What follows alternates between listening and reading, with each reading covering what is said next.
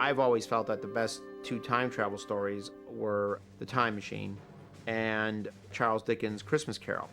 And basically, Back to the Future follows the same type of time travel rules as The Time Machine, which is that you can travel through time but not through space. And a lot of time travel stories violate that concept. Not only do you travel 100 years in the past, but you also travel from Los Angeles to England miraculously. So we believed in the H.G. Wells Time Machine idea of time travel. I can't really put my finger on when I stumbled on the idea of time travel, whether it was from watching The Twilight Zone, whether it was from reading Superman comics, or whether it was when the H.G. Wells Time Machine movie, the George Pal movie in 1961 came out. But I do remember being totally fascinated by that film, and it inspired me to read the book. I made my own little miniature time machine out of popsicle sticks. And the whole idea of it was just something that I totally got fascinated by. Are you telling me that you built a time machine out of a DeLorean? I'm from the future. We've got to get you home.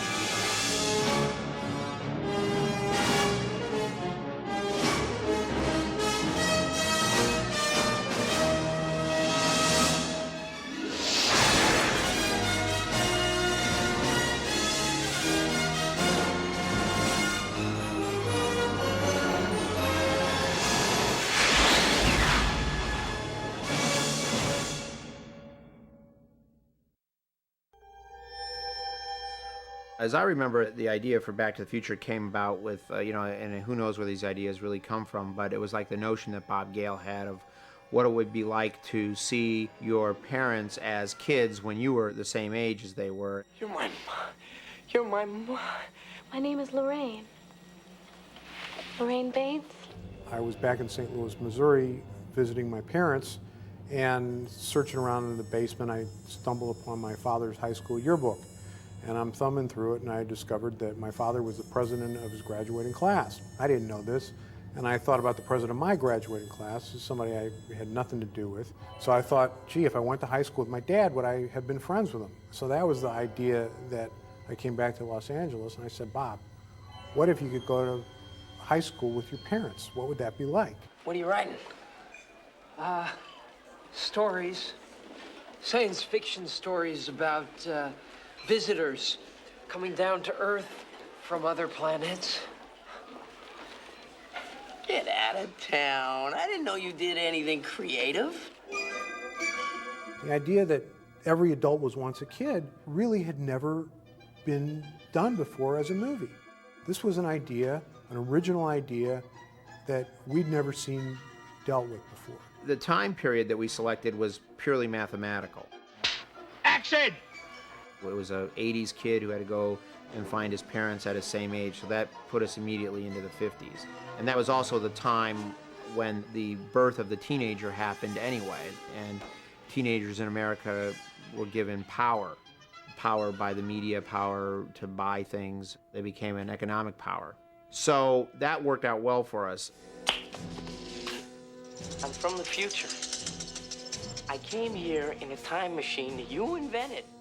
When we sat down to write the first script and we said, we need a time machine, where does a time machine come from? The time machine has to be invented in somebody's garage. The archetype American inventor that does stuff like this in his garage, it's Doc Brown. I was standing on the edge of my toilet, hanging a clock. The porcelain was wet. I slipped, hit my head on the edge of the sink, and when I came to, I had a revelation, a vision, a picture in my head, a picture of this. This is what makes time travel possible. The flux capacitor. Where did he come from? We kind of had an idea that he probably worked on the Manhattan Project. In fact, with the nuclear aspect of it, we were pretty sure that that was the case. But he went off on his own, and he had these weird ideas about flux capacitors and so forth. The very first idea of the time machine was that it was a chamber of some sort. Yeah, I guess we had it built into an old refrigerator. But it became very apparent that if you were going to really build a time machine, it should be a vehicle. And probably it should be a tracked vehicle, kind of like a tank.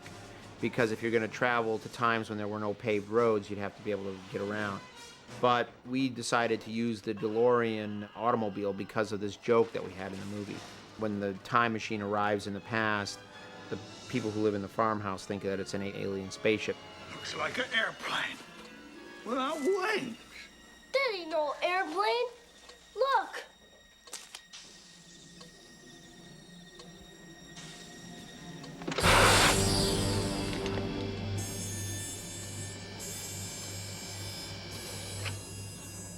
A lot of people think that Back to the Future is a science fiction movie. A lot of people think it's a special effects movie. The fact is that there are only 31 or 32 special effects shots in the entire film. In discussing with our special effects people and our artists about what was time travel going to look like, we started coming up with, and they started coming up with all kinds of ideas. What is the space-time continuum going to look like when Marty's in the DeLorean? And all kinds of great big visual eye candy. And at a certain point, Bob and I looked at each other and said, you know, that's all bogus. We don't need any of that stuff. Time travel should be instantaneous. This is a story about people. It's not a story about hardware. The hardware is just what we use to make it believable. Mark Twain had the Connecticut Yankee get hit over the head and wake up in King Arthur's time. There's other stories where somebody wishes that they were in the past. And none of these things were interesting to us. We felt that if it was a machine that did it, then it was more believable than if it was a wish, because we know that machines can do stuff, and we don't have any example of somebody wishing for something as crazy as this and ever having it come true. So the machine is just a way to make the idea of time travel believable. The way I see it, if you're gonna build a time machine into a car, why not do it with some style? Besides, the stainless steel construction made the flux dispersal. Look out!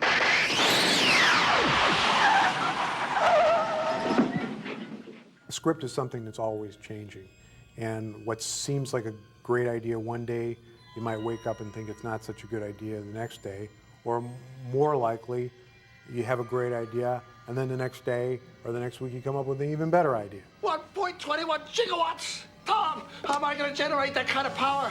It can't be done, can it? We had this idea for a nuclear explosion actually being the element that was required to bring Marty back from 1955 to 1985, and we had him go into Nevada to this nuclear test site. It turned out that the expense of that whole sequence was going to cost $1 million, which was a lot more money in 1984 when we were making the movie than it is today. But we couldn't afford it. Marty, I'm sorry, but the only power source capable of generating 1.21 gigawatts of electricity is a bolt of lightning. So we put on our thinking caps, and we came up with something that turned out to be far, far better than what this nuclear thing would have been. It kept it all contained in Hill Valley. It kept the clock imagery and the time metaphor much more in the movie. And it was a vastly better sequence than that nuclear test site could have been.